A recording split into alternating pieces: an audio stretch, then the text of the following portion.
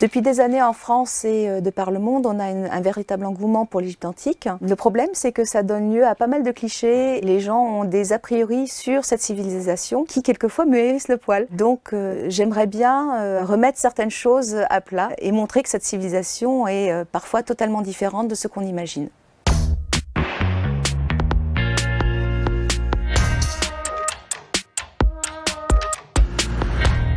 Il y a eu un film, par exemple, qui a eu beaucoup de succès, qui s'appelait La Momie. On voit un malheureux qui se fait momifier vivant et dévoré par des scarabées. C'est typiquement le genre de choses qui n'existent pas et pourtant tout un tas de gens ensuite se sont dit « Tiens, si ça se trouve, c'est une vraie punition comme il en existait dans l'Égypte antique ». C'est totalement faux.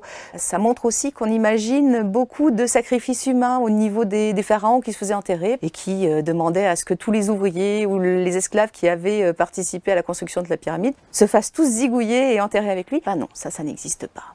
La plupart des gens imaginent encore aujourd'hui que ces grands monuments et ainsi que les grands temples ont été construits par des milliers d'esclaves qui mouraient en bloc. Et là encore, c'est totalement faux. Ce sont à la fois des ouvriers qualifiés, parce qu'il en fallait pour faire ce genre de monuments, et on embauchait tous les paysans pendant la période des crues, qui durait 3 mois. Et d'ailleurs, ce n'était pas sous la contrainte, enfin, si, c'était un impôt, mais ils étaient payés. Les récentes découvertes de Lehner et de ses collègues ont bouleversé les connaissances communément admises sur la construction des pyramides. Pendant des siècles, on a cru que les bâtisseurs de pyramides étaient des esclaves. Hollywood entretenait le mythe d'une main-d'œuvre captive et asservie par le fouet.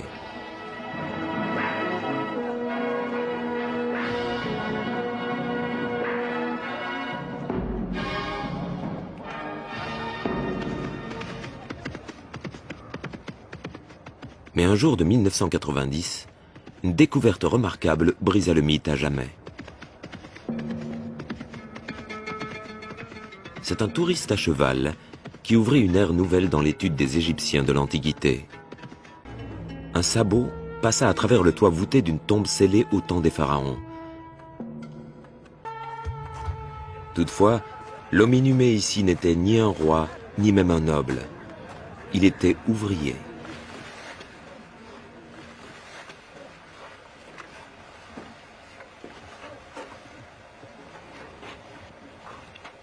D'après le docteur Zahi Hawass, directeur du plateau de Gizeh, la conception et la construction de cette tombe laissent supposer que l'homme qui s'y trouvait n'était pas un esclave.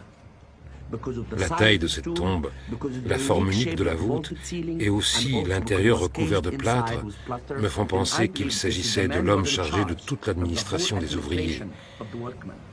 Cet homme s'assurait que tout le monde vivait bien.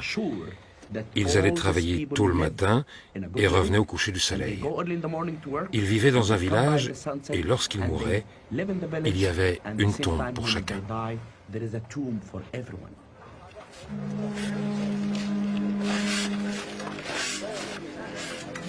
Dans les mois qui suivirent la découverte de la tombe en voûte, le docteur Hawass et son équipe excavèrent plus de 250 autres tombes au même endroit. Ils avaient découvert tout un cimetière pour ouvriers.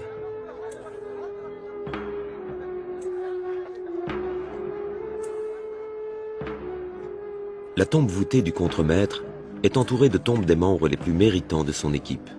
À l'instar des tombes des pharaons et de la noblesse, les tombes des ouvriers étaient probablement disposées en fonction de leur statut.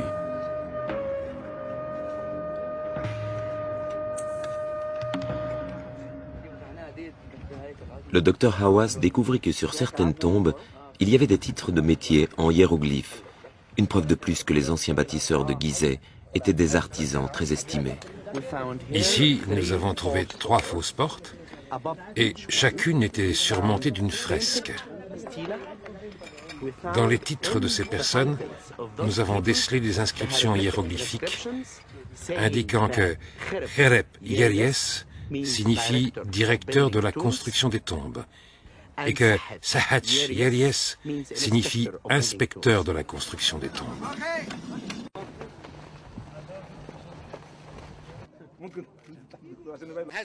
Cette semaine, nous avons mis au jour un ensemble de tombes qui font directement face à la grande pyramide. Ces tombes étaient utilisées pour enterrer aussi bien les chefs de chantier que les ouvriers ordinaires. C'est très important pour nous d'annoncer au monde entier que cette découverte réfute tous les mensonges qui voulaient que les pyramides auraient été construites par des étrangers, des habitants de l'Atlantide ou bien des Juifs. Ces tombes prouvent que tout ce qui a été écrit sur les pyramides, qu'elles aient pu être construites par des esclaves, est faux. Cette découverte prouve que les constructeurs des pyramides n'étaient pas des esclaves.